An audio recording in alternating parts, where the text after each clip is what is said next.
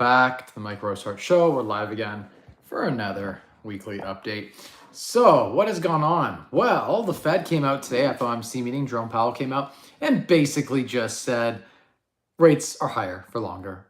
We're considering all options in terms of whether they're going to hold for a little longer. I think they will. I think it's clear the data has not been good, and then inflation is resurging. GDP is starting to falter. Jobless claims are going up. The economy's not strong. Employment's not strong. I've had a horrible day today. I shorted Carvana, CVNA, and it has gone up 190% or something since I started shorting it. And so that position has gone, minus 700%. And whatever I risked went 7x against me. So I think I put up like 50 or 60 grand, and it turned into minus $400,000 loss. So that's the power of options trading when shit goes the wrong way. Interesting, they had earnings call today, and they're up like 40% after hours or something like that. And, it's bouncing around in the after hours. And I'm reading the report, and I'm like, they marked up their warrants and called that net income because their stock price has gone up and the warrants have changed in value. And therefore, their negative $26 million net income loss became $49 million positive. And it's like, wait, but like you're actually not making any money from selling cars. Your business is not profitable at all. And you have 10.5% interest rate debt. And then the company goes plus 7 billion in market cap after hours on negative 26 million in earnings. That's like 1,000. Let's just even use their warrant adjusted fake earnings. It's like, what? 1,000 times earnings? That means that like, it's just irrational. It's short squeeze. So I may continue to hold that short. I don't know how high it will go. The market can be irrational a lot longer than you can be solvent. There's been cases of companies trading at valuations like, imagine your house sells for 1,000 billions, $1 trillion. Shit can happen. People just pay irrational prices. Things can happen. Insiders have been selling in the company. And it's interesting. The people who are actually bidding the price up right now, the volume is really low.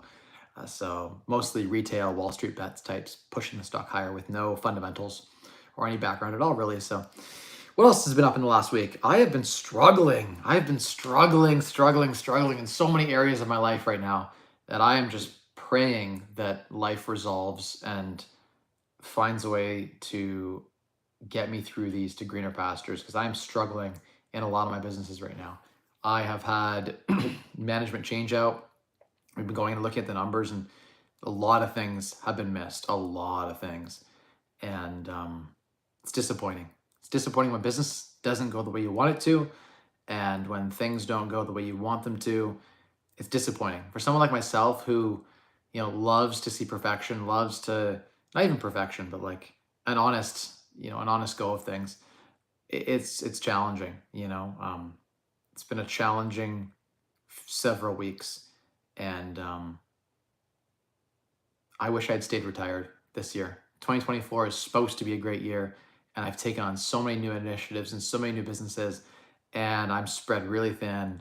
I'm pushing myself really hard, and I'm praying to God that they send some really great people into my life, because I need that in our business right now. We need to hire some great people, and I'm hoping we've made those changes. And people like my brother have come into the business in the last couple of years, and he's changed things in a dramatic way. I'm so thankful I have people like him, people like my cousin. I'm so thankful for some of the people that have come into the fold to help, and my wife, of course, and many other great people that we have on the team. I could do shout outs to a list of like a dozen people right now that are critical in our operation, and I'm so thankful for them every day. But yeah, it's I'm really feeling disappointed. When you work really hard, like we've acquired 4 motels effectively and a whole bunch of flip projects, and they'll make money. In the end of the day, I will make money with them. I'm the kind of person who will grind it until I eventually win. But you go through short times, where like we had a manager that we got rid of that kind of came with the property, and they let in a bunch of effectively bums. I would consider a bum as someone who was either homeless or doesn't pay. So basically someone who takes services and doesn't pay for them on time. So someone who takes a product and doesn't pay for it, or a service. And real estate is a product or a service. So I've been plagued with a lot of that lately. Even in Canada, we've been having some of that lately, where people just aren't paying. It's a recession. I get it. People are struggling. But like, you don't go to the grocery store and say, hey, I'm just going to fucking steal this bread and this milk and I'm not going to pay for it. Like maybe I'll come pay you later. But the cashier will be like, no, we're going to call the police. But in housing, it's like, oh, no, no, they have rights. It's like, what? Your right should be a stick in the ass. That should be your right. Pay, no stay. There should be shelters for people. Um, I would say that it's a broken system. There needs to be a faster way to resolve these things. And I get that moving is complicated and expensive, but there needs to be maybe a government fund to help people who are struggling. Right now, the bottom third or bottom half of society, the people who are not really, really hard workers or very smart with their money, people with drug abuse and mental illness, especially in Canada here, are just like, I walk the streets in like Sarnia or some of the rougher areas of London, I see the riffraff. It's brutal. People, you see people walking around like drugged out of their minds, drunk, just so many problems here in Canada. I mean, there's problems in the US too. I'm sure it's the same there. But it's bad for the bottom half of people. Everyone wants to be on social media. No one wants to work. Canada, I was just doing our taxes, and Canada's got new programs out where if you have a few kids and you're a refugee and you've come to Canada, you can collect $2,000 and $3,000 a month tax-free cash.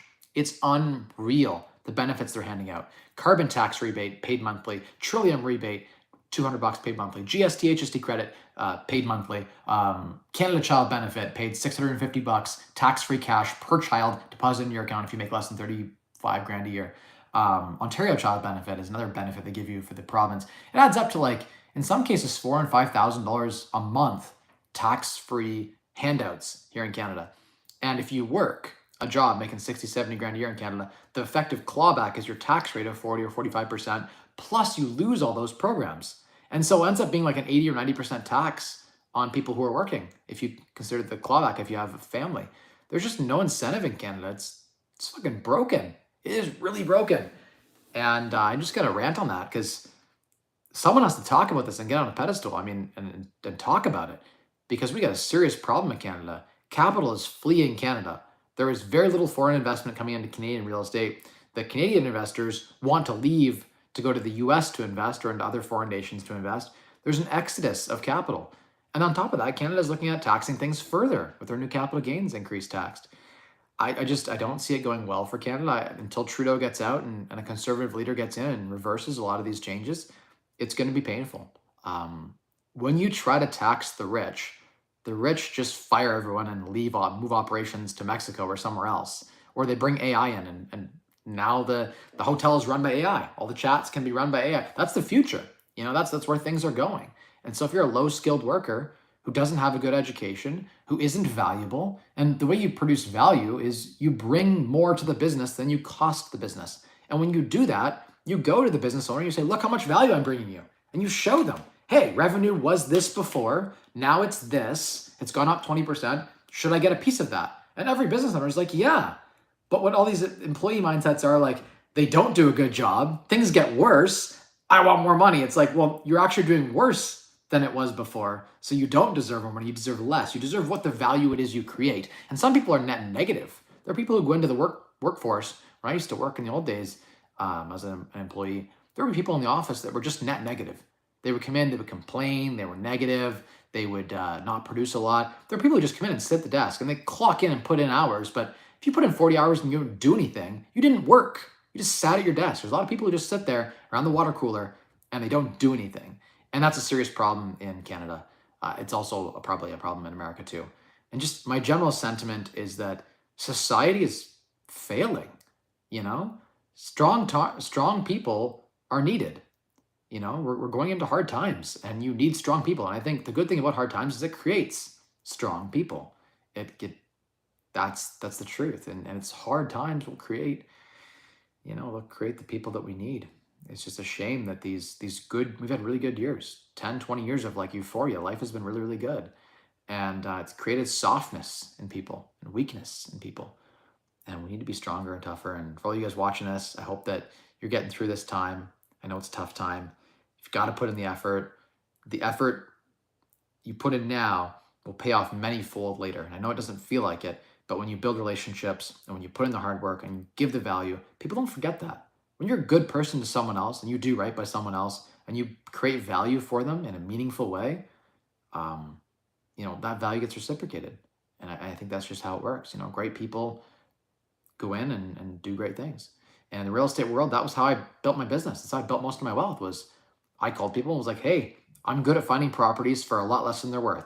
I will find a $200,000 house for sale for 140 off market. I will buy Uncle Joe's house. We will fix it up, and I will go in there and I will do the sweat labor, and I will renovate the whole property, and I will make you, said investor, $50, $60, $70,000, and I will capture 20 or 30,000 of that. In my career, I've made other people somewhere around 30 or $40 million, and I've captured a good portion of that. Actually, majority of it's gone to other people, but I've captured a good chunk of it. That's because I created value for other people. Now, if I went in and I bought a property and I lost money for someone, I didn't do a good job managing it, I dropped the ball, I took days off and shit slacked and it didn't go well, and I bought stupid, I don't deserve to make money. I deserve to share in that loss. And I think that's the problem with a lot of people I talk to. It's like, and especially in the bottom half of society, is their mindset is like, they try it, then they fail at it, and they're like, I still deserve. And it's like, that's an entitled mindset. And that's the problem, I think, with the world today, is like, people are entitled. You deserve nothing. You don't deserve anything. You get exactly what you bring to the world and what you can negotiate with the world. And you have to create value to have a negotiation piece. If you come in and you bring no value to the project and you're a net negative, there are contractors I've worked with, as an example, that come in and do damage to a property and they have to rip all the shit out and do it again. They did negative value. That person was worth less than minimum wage. If you paid that person minimum wage, you fucking lost money. You should get only what you create in the world. So if I go in and I fuck shit up for 40 hours at a job site, pay me nothing. In fact, I should pay you because I fucked up your job site. That's just civil court would rule. If someone does damage to someone else, they have to pay. So that's just the way the world is. And I wish that more people were value conscious. And so that's my rag for today. Join the comments. Hey, what's up, Johnny Bahama? Tax bill has me bearish on real estate. Ridiculous. Interesting. I would say this year my tax bill's been I've got a lot of losses, so my tax bill's like nothing. I'm actually collecting some of those government benefits I was talking about. How fucked up is that? That the government wants to give me a couple grand in benefits, probably, for my 3 kids. And it's like, that's just because I have losses this year, so I have no income. Sorry. Sorry, guys. I have kids in kindergarten and in school, and so they bring home they touch the hands and the mouths of all the other 20 kids in class, and they bring home everything. So I'm constantly fighting a new variant of some cold or flu. But anyway, this one's not a very bad one. I'm okay. Yeah, so taxes. With real estate, you get a lot of depreciation, which really does negate a lot of the tax. And you get a lot of, especially when you buy a property that needs stabilizing, the first year is often a loss. And that's a great thing because you get to offset your other income from your other businesses. So from a tax perspective, real estate is actually phenomenal. It's a great way to earn wealth. Capital gains are still preferred. I mean, a capital gains rate in Canada, again, it's like now it's 66.67 in a corporation. But that's like, if you do the math on that, we're talking about 66.67 times your marginal tax rate, which might be 40 or 50%. So it's like really 30% or 35% capital gains tax rate. It's still preferred to business income, or like regular income in your personal name, which is taxed at 57%. So capital gains are still like almost, 30 something percent versus 56%. So the capital gains from real estate are preferred, tax rate. And then during the years you hold it, most people run break even at best because of all the depreciation deductions that you get. So real estate is actually a phenomenal thing. It is tax advantaged in a lot of ways, but yeah. Why not have a mini retirement for a year or two between projects? Yep, John, well, that's a good idea. The challenge is this, right? The challenge that I kind of wrestle with is like, I'm of two minds. And on one side, I subscribed fully to this early retirement idea, this like financial freedom of being able to do whatever I want with my life. But the other half of me is ambitious and knows that I could be a billionaire. So like I have the potential in me, and I did a lot in my 20s and I set myself up really well. In my 20s, I had like $10 million. I obviously lost a little bit now because things have not gone so well recently with the stocks and crypto mining and other ventures. But I exceeded 10 million at one point. And it's like, to do that in your 20s, if you just compound that, means I make it to 250 or 500 million just by investing it and not touching it for the rest of my life. I will make $250 million guaranteed. So if I put in the effort, it's possible to like get like 4 times normal return by putting in extra effort, investing in businesses, repeating the same success that I had before, but at scale.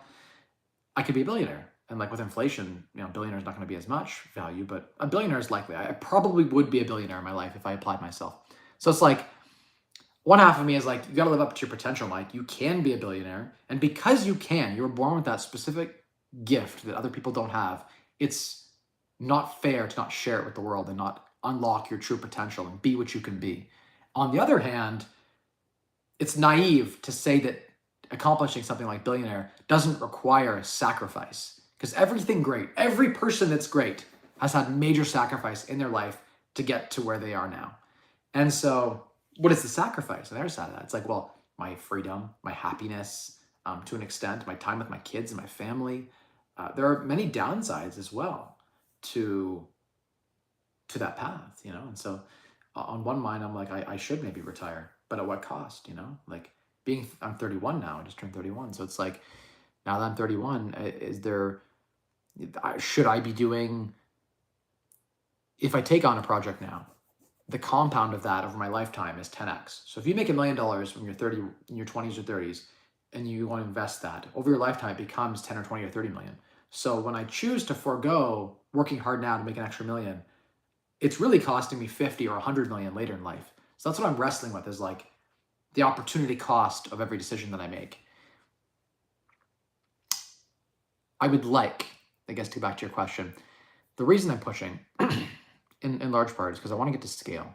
When you get a business that's big enough that you have a COO and a general manager, none of your staff below that, none of your customers, none of them have access to you, and they shouldn't have access to you. Your time is too valuable. They should be talking to the $20 an hour guy or the $30 an hour guy. My time's $1,000 an hour. No one that's worth 20 or 30 or $40 an hour should have access to me, period. That's how a proper company is run. That's how guys like Bezos and the Trumps of the world, that's how they get there to be billionaires. Trump's not a great example. He's not super rich, but like an Elon Musk. Like, you wouldn't have access to Elon Musk. You would have layers of people in between him. He'd be quick with his meetings. You wouldn't be able to waste his time. For sure, his customers and his low-level people have no access to him unless it's imperative. And in most cases, it's not, right? So you put in layers of filtration so that your time at the top is spent only thinking about and dealing with the most important issues. That's what I would like. I would like to be at that stage right now. To get there, to get to scale, you have to slog in the weeds and acquire units. Like, you need like 250 to 300, 400 units to really have a proper team with a COO, general manager, several layers of staff before they get to you. Otherwise, small real estate, I'm corresponding with the property managers. The handyman, I'm corresponding with, I'm playing basically quarterback, trying to throw the ball between these things. And a good manager can take care of most things and check in with you, once a week. A bad manager will be on the phone with you every single day. And it's like, that is something you don't want, in a lot of ways. And so I think given the amount of access that I give to my people at scale, as we're scaling up, is very hard on me. It's very taxing for me to be involved in all of these things and oversee them and micromanage them. I don't want to micromanage them, but if I don't, then we don't have scale. And you're like, the simple solution is like, okay, Mike, just go hire a COO for 150 grand a year. That's as good as you are. That's as competent as you, great at cost control, understands how to do things frugally, how to get things done for maximum value. They know where to spend money. Sometimes you need to be not frugal. You need to spend money. And in those areas where you need to spend, they need to know where those areas are. And that's a high skill that you have to pay a lot for to have that person that has that skill. The person who makes 40 grand a year, 30 grand a year, 20 grand a year, they can't think that way. They just don't have the brain for it. They haven't been trained for it. And so, it takes a certain kind of person, and that person's expensive. If I brought that person in now, they would drain my business's profit to zero. In fact, the risk of bankruptcy is very high. So a lot of guys go into real estate, they're like, oh, I'm just gonna sit back as an owner and hire all the people and just, it'll run. If you outsource too much, that's where I see guys go bankrupt, where they don't lean in their business enough. And so until you have scale, where it only costs you $20 or $30 a unit to hire someone like that, if I only have like 100 units and I hire someone with 150 grand a year, you divide that out, it gets pretty expensive. Adding that extra cost per unit, it drains your profitability. So anyway, that's what I'm wrestling with, is like, part of me just wants to give up and sell everything and just retire. Like, I'm real close to that right now. I'm just, from the moment I wake up to the moment I go to sleep, there is something that is stressful coming on my phone from different business ventures that are needing my attention. And I don't love this lifestyle right now, I'll be honest. Will I be able to make $1 million or $2 million this year? For sure. The only hope is that in doing this, I'll build systems and understand how to scale this so that I don't have to be in the weeds next year. And so that's the only way that I can kind of accept that I've invested all of this energy, is like, I need to build a company that will run without me. And if I can't do that, I need to retire. Because staying in the middle ground where you're running as a small operator of 50 units, 100 units, whatever, like, that is not a life that I want. It's not enjoyable. And the whole point of building the wealth that I have is being able to say fuck you. Like, I can say fuck you to anyone. I don't like a staff member, fuck you. Out you go. You know, you need to be able to have that money. Like, I have years of salary set aside, and that's my fuck you money. I rarely ever use the card. I have the card. I can use it whenever I want. I can tell someone to fuck off whenever I want to. But I don't. It's not who I am. I'm a nice guy. I prefer to, leave people be friends than enemies, and that's just my motto in everything I do. I'd rather find a common ground. I don't like to use that, and I'm not that kind of person that would ever throw that around, but it does give me some confidence to be able to sleep at night and be like, Mike, you can walk away, You don't have to do this. And so there's some comfort in that on the hard days when I'm dealing with the worst of the squatters in court, or the, here in Ontario, dealing with the landlord tenant board, or some of the worst of the parts of the business that are hard to outsource. It's like, man. Oh. Anyway, next question. Thanks, Chung. Hope all is well with you and your family. Today's a particularly challenging day, but the family's good. Again, we lost quite a bit on that stock short that I put on with options. Would you buy duplexes in London now or wait till the winter? There can still be deals. Most of the inventory changes hands in the spring, right? So you'll see a lot more inventory pop up now. It is the spring, though, and the spring is hotter than the fall. So you're more likely to find a really good deal negotiated in like November, December, maybe January, than you are now. But I've still gotten great deals in the spring and the summer, especially in the lull of the summer before it's happened. There are less of them, but they exist. I would say keep looking and make sure that the numbers work for yourselves. What are your thoughts on multifamily in Goderich, Ontario, close to Grand Bend? Goderich is really far. Grand Bend's not bad. Here's the thing with Grand Bend. You get 2 months where it's amazing and you get great income and the Airbnb is phenomenal. And then it dies in the winter and there's very little. You just got a long-term rent it to someone who lives in the area because you get 0 bookings. There's like no demand. Not 0, but a lot less than you need. Revenue drops 70%. So that's the challenge with cottage country. A cottage, I think, is ideal, and I'll always have a cottage for myself. I love it. I love being on the water. I love the lifestyle around it. My cottage breaks even, basically. And that's all you can really kind of go for, is like to get a free cottage that you can use when it isn't booked. That's kind of what you want to go for in cottage country.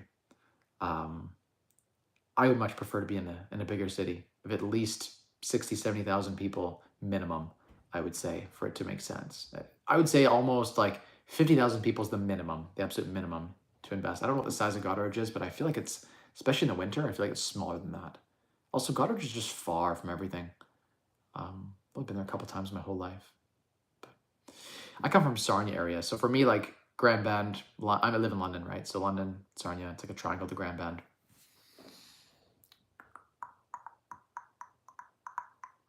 Thinking about selling Canadian real estate and investing in U.S. real estate. Canada has no economic zones, no impact zones, no incentive to provide housing. Canada does have a lot of great things going for it, though. And to counter your point, I agree to some extent that the U.S. is a better capitalist playground.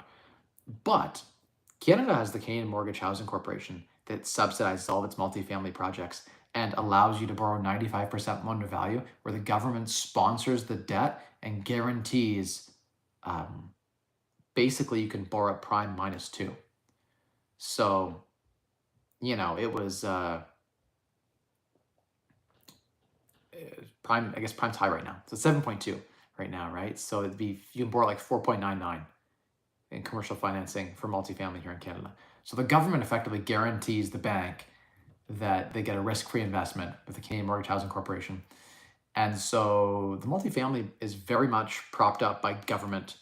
In the US, you will pay 8% on a commercial note, whereas in Canada, you pay 5%. So our cost of debt is 40% less, and our loan to value is you put half as much down in Canada. So Canada, the reason the real estate is so expensive is because the debt environment here is very attractive, and the government props up Canadian commercial real estate, specifically residential.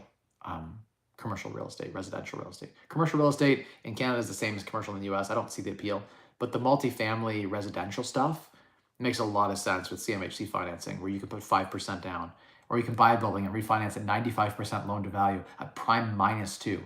The banks are all like prime +1 in the US. So it's a different ball game, and apples and oranges. And when your largest cost in real estate is your mortgage, your cost of interest is probably, I would say, half of all of your expenses is your mortgage. The other half is your insurance, your utilities, your property taxes, your all the other maintenance, management, whatever, all the other expenses that pop up.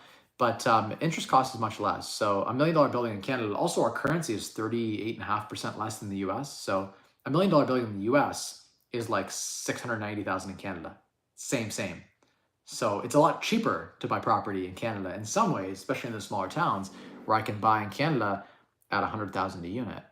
And so it's really like 70,000 unit USD here in Canada in some of the smaller towns. So Canada has a lot of good things going for it. Also, Canada's pretty socialist too. So, that can be helpful in some ways. It backstops its people. Whereas in the US, I think in a lot of ways, it's more every man for themselves. And so the culture is just different. Better in some ways, worse in others. Just different. People are more selfish in the US. In Canada, it's like people are more out to help each other just because it's the right thing to do. We aren't litigious in the same way that like everyone sues everyone in the US. It's fucking annoying, especially like all your enemies will try to sue you all the time in the US, and it's stupid. And there's ambulance chasing lawyers that'll do it for free. Whereas in Canada, like, you have to have money to sue. And I think that should be a rule, by the way, that should be put in the US. It's one of the biggest flaws in their whole legal system. You should literally have to have, I would say, 30% of what you're suing for, or at least 20% of the other person's court costs and your court costs up as a deposit in court to sue someone. Meaning, if you don't have any money, you shouldn't be allowed to sue someone. If you can't put up the money to pay for the court costs, you shouldn't be able to sue someone, period. I think that would be a good rule to put up. It's like, that would stop 90% of the lawsuits, because it's like, wow, I have to put my own skin in the game? That would stop everything immediately.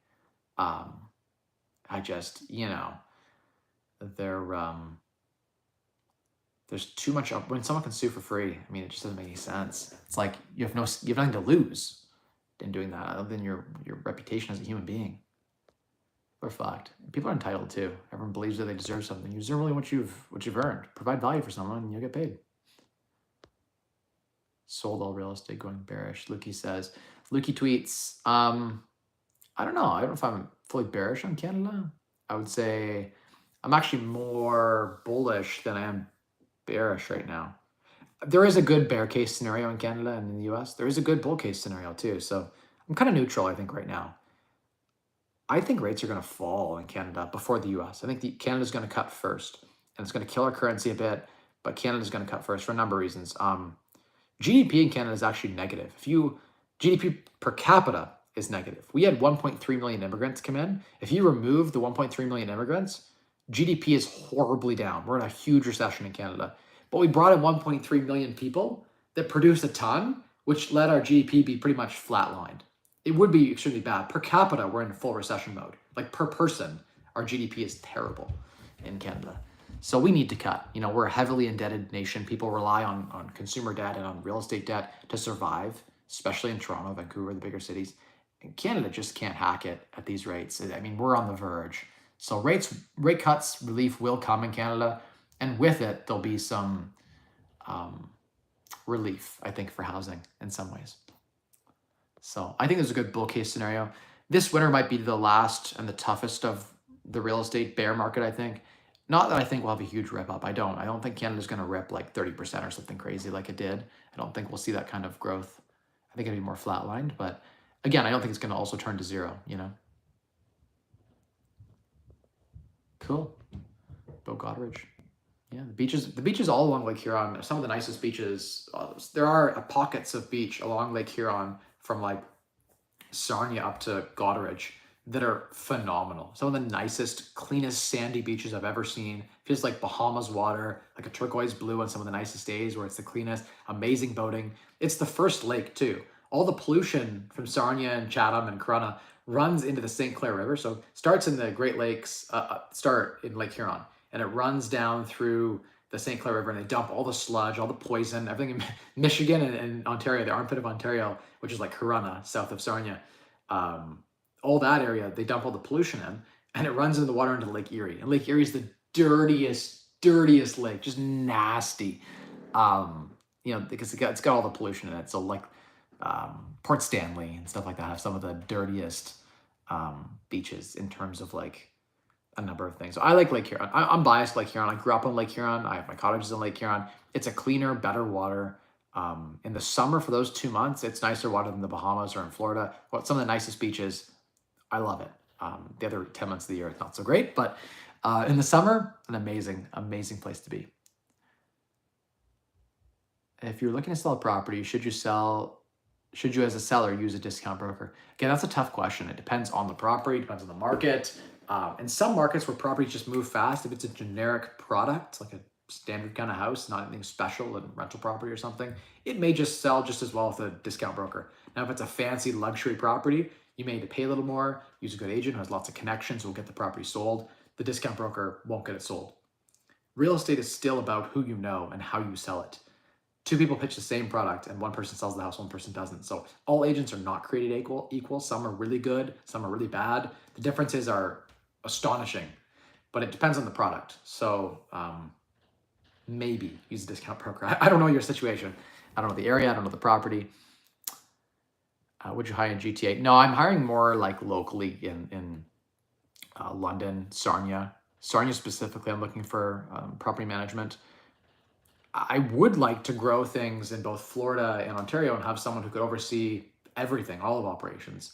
And that person honestly needs to be as good in a spreadsheet as they are in the real world. You know what I mean? Like having, what's the word? Like, it's almost like street common sense. And I know a lot of people who are book smart don't have street common sense. They don't know whether a contractor's fucking them around or not, or how to handle a complicated situation when someone threatens their life, or how to, fight with a situation legally, and how to speak, and how to, phrase their words and think through the downsides as well as the upsides. And so there's a lot of like, to find a me that understands the nuance of all the different aspects is hard. It's hard to find someone who has those people skills. Ideally someone better than me. I want someone who has better people skills than I do. I want someone who understands the nuances of like, management is less about being in a spreadsheet than it is about like managing people to get things done in a cost-effective way to deliver value. And I think a lot of it is just like slogging back and forth, micromanaging the different sites. And so that's just the nature of what it is. In real estate, but you don't measure and you don't watch, it doesn't get, you don't get the performance. You've really got to watch every single facet of the business. If you take your eye off it, then you get, people just run amok. People are lazy. And when people are lazy, then things don't get done properly. And that's when your business can go to shit. Our flipping business here in Canada, it's like, my brother's the perfect person for that role. It'd be very hard to find someone who cares as deeply. Like, he's up at 7 a.m. and he's there on site at, something comes up at 9 o'clock. He's there on site like 12 hours straight if need be, 15 hours straight, 7 days a week, doesn't matter. That's what you need, It really is about the heart, the heart of the person, like you could take time off and enjoy time off sometimes, but there's times where you need to work 10 days straight, hard, and you can't be pissed off and grumpy. You got to like, just do it. And so to find that kind of person who's willing to do shit like that, it's rare. I'm thankful I have my brother, who is an amazing person for that role. I just can't throw too much on him. He's already at capacity. So we need more people. What's the best way to exchange Canadian dollars to US dollars before they lower rates in Canada? The best place that I know to exchange is use interactive brokers, convert on interactive brokers at spot. So it will literally be at the trading floor at spot. And I think that's the place where I get the best price. You can go through Goldman, never go through your bank, ever. Your bank, even private banking adds a couple percentage fee to your currency. So always convert using a direct approach. Don't go through a currency exchange. Don't go through a company that does it. Don't go through your bank especially. go and like open a brokerage account and convert there and then wire it from your brokerage account to a US account is probably the best way in terms of the cheapest way. Anyway, you can do Norbert's Gambit. So Norbert's Gambit is the idea where you basically buy shares in like the Canadian exchange and a company that trades in both Canadian, like let's look at example, the bank stocks, Bank of Nova Scotia. You could buy Scotiabank stocks in Canada and then journal them over to US and then sell them in US, and there's no currency, and now you can, and they, the problem with that Gambit idea is that what I find is in the time that you're doing that journaling, it takes a couple days sometimes, and the stocks can move. And sometimes the Canadian US stocks, even though it's the same company, don't trade in sync. It's weird. It's more than just the currency differences. So there is some risk with that strategy. I honestly, instead of doing that strategy, I would just go with my Canadian and my Interactive Brokers account and just buy USD and then wire out the USD. If it's me, that's what I would do. Boom, boom, boom, boom. Someone says, Mr. Beast hired someone to follow him around for 2 years so he doesn't have to decide all the time. There you go. I mean, that's an idea for someone. Yeah, that's all the questions for today. We got through the stream, and thank you everyone for watching. I appreciate everyone who's watched it here. I've just, like to thank everyone who watched the replay and who hits the like button, who leaves a comment. I appreciate you guys. It's really important to me. And you hit the like button. I forget what I was gonna say. Anyway, that's pretty much it for the stream tonight. Having a rough day, trying to be positive for you guys, trying to be accessible in a way that is valuable for you. So if you got some value tonight, thanks for tuning in, everyone. And as always, the secret to unlocking wealth through you is 3 levers and control your financial future. Spend less, earn more, and maximize returns in the difference. Bye, guys.